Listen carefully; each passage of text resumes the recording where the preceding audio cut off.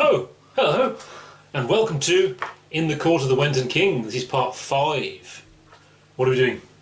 We're doing another album. We're doing another album. It's called, it's not got the title on there, but this is the first Led Zeppelin album with a proper name. Yep, Houses of the Holy. At a time when they were riding high, this thing had been and gone, Led Zeppelin 4. They were now officially the biggest thing in the universe ever. They're in a good place in terms of what they're doing, but when you're in that place of having just done something like that and you've got to write another album, there is tension. And Led Zeppelin, proving their worth, came out with something completely different. And we're going to talk about whether that's a good thing or a bad thing. Yeah. Okay, so should we do the first song? Yeah. The song remains the same. I think it's about going around the world, and wherever they go, all the people, they're all the same really, as are their songs, obviously, because they do go around the world playing all their songs. Yeah. So this opens with The Song Remains the Same, a fast opener. It's big and it's happy, and it's Page's guitar is all jangly. There's all these layers of different guitar parts. Nothing like anything they've done before. No. There is no trace of blues in this. It's more like big jangly guitars, lots of layered stuff, big arrangement. To me, it's the ultimate Led Zeppelin opening song to the concert. This is big and happy, and if heavy metal had been invented in the Caribbean instead of the West Midlands, maybe this would be what it would sound like, pineapple metal. So that they were happy, and maybe that's why. Yeah. I mean, obviously, after you put the album on, you think, oh, okay, what's this going to be then? And the first couple of bars are optimistic. The song remains the same. You're thinking, okay, pulling it off, they're doing something else. But for me, when the vocals kick in, it all goes horribly wrong. Interesting. I hate the vocals on this. Right, yeah. Now, something I was going to talk about is Plant's voice had changed. Not surprising given them playing 4-hour concerts. In those days, PAs were terrible. You wouldn't be able to hear yourself. So in all these fantastic concerts, Plant probably couldn't hear himself sing. And when you do that, you shout and you blow out your vocals, which is kind of sad. And this is the transitional point of his voice, so that the album sounds kind of weird. And I think that he recorded it, he slowed it down, recorded it, and then sped it up again or something like that. And that's why it sounds weird. It sounds kind of half lazy, sort of almost as if he's aware. Obviously he is aware of the notes he's singing, but he's sort of concentrating on that more than the actual song itself. Yeah, which might be a technical. Yeah, I mean, you could be searching for a new technique that you can do quite easily, and it's obviously he's thinking about performance now. Yeah. Because if his vocals are shot, he's sort of thinking, well, rather than just servicing the song, he's thinking, okay, I've got to perform this every night for God knows how many months. The way Plant sung it live is possibly a bit more normal than the weird album version. Yeah. I once read a review of The Song Remains the Same, calling it a Disney-esque fantasy. I think that's accurate. It's a big fantasy, and that's why the only thing I think of to compare it to will be Yes. It's not the blues. The worrying thing is, apart from the weird sort of the way it sounds kind of weird, but on Led 4 and you've got sort of playing with these themes of The Hobbit and Tolkien and stuff like that, and there's you let that pass for a while. It kind of works, but then when this comes in, you think, hang on, has he gone full bore now? Has he gone into full bore sort of? I've got ideas. I'm a genius now. Next song. The Rain Song. The Rain Song. These two songs go together. The Song Remains the Same and The Rain Song. And for a while, they were both played together live as well. The Rain Song is the big ballad. Lovely chords from Page.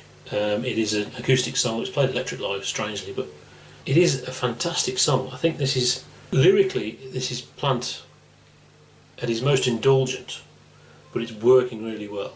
It's very long. There's a lot of mellotron on it, and potentially that could get a bit boring. I think, and I think live it's that comes across more because it's just John Paul Jones playing the mellotron. But I think the way it's arranged very well, and you know, even the guitar bit at the end, it's all arranged very well, and it is a journey and a fantasy, so it needs to be like that. It needs to, you know, move along. You know, unlike say Going to California, which is just a 3-minute thing. This is a big, epic exploration journey. The main thing that comes into my head when I'm listening to it is, what was I worried about? After because it is a really good song. It's great. Yeah. Next song. Over the Hills and Far Away. Over the Hills and Far Away. And again, it's continuing the happiness, and it's not blues. It's a bit folky. Yeah, you've got a bit of folkiness and you've got a heavy bit. You've got a funky jam in the middle, which is a real pointer to where they were going to go. It's refreshingly uncomplicated. Yeah, yeah. Right. Oh, God. Crunge. Yeah, the Crunge is hardcore funk. It is an attempt at Led Zeppelin doing funk. Great example of them being diverse. It's a tribute to James Brown's guitarist. That's interesting. Yeah, and the stuff about where's the bridge? Can you tell me where the bridge is, please? Oh, yeah, where's that confounded bridge? Terrible ending. Yeah. But it's an experiment, and you know, an experiment will work or not work. You could argue what's on Led Zeppelin 3, the folk stuff, the traditional folk stuff, the Eastern folk stuff, obviously the blues, the heavy stuff, heavy rock stuff. That's where they are at their best. Funk is not where they're at their best, you know. And obviously, whilst I don't mind the grunge, it's all right.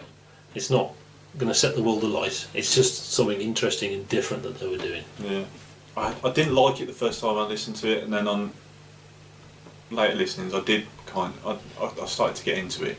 Okay. It doesn't feel like it belongs on a Led Zeppelin album to me. No, it's not Led Zeppelin at all. It might something they might have done in the studio at the time and not put on the album. And it also feels like you mentioned the guitar in James Brown. Yeah. My thoughts on the guitarring was the Chili Peppers made a career out of that guitar style basically. Yeah, more on that later. Very funky. I'll take it and leave it. It's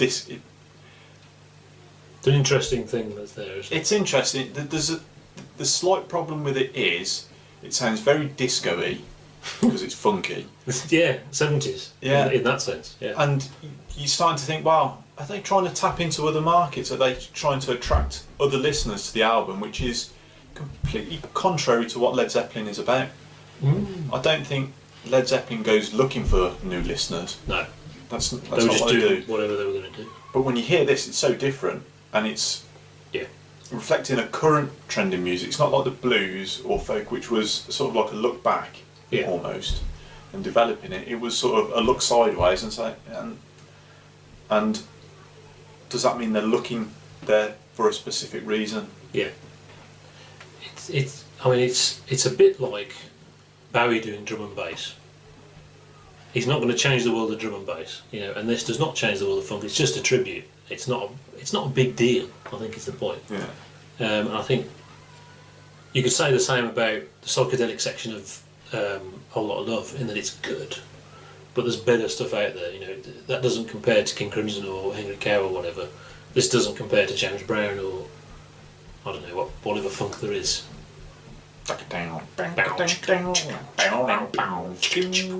Also, it's porn. Next song.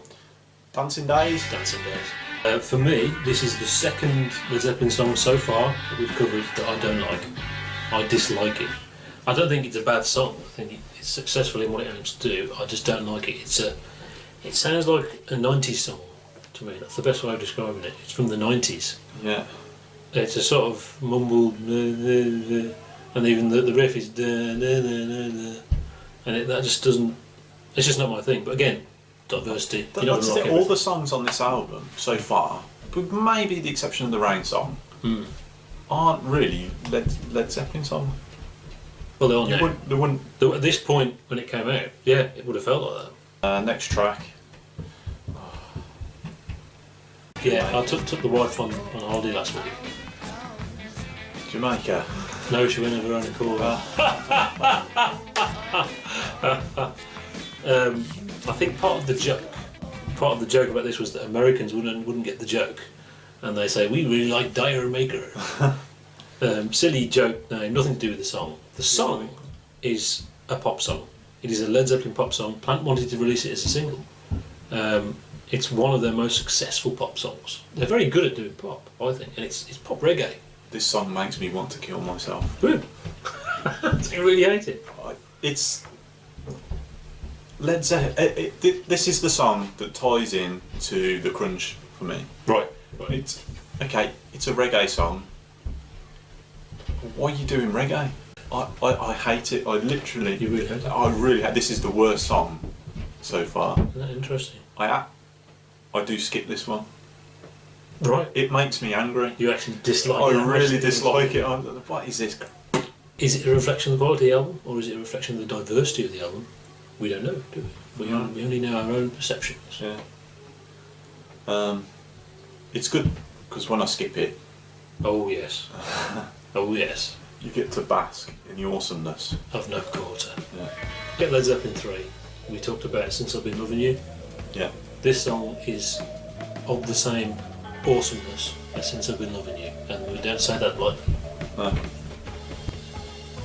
It's moody. It's nothing like anything else on the album. I mean, the theme of the album is this happiness, and yet this is a moody, dark song.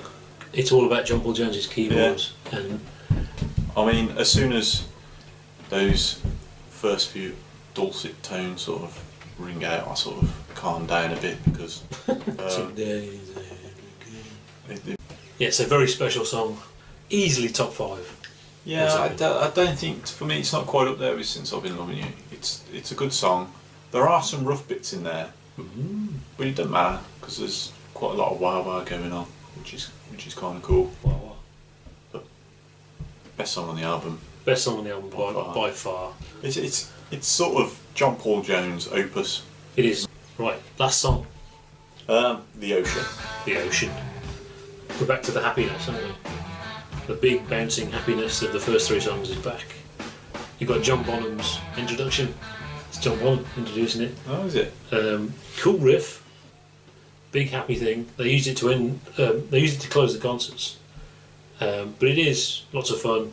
Nice song.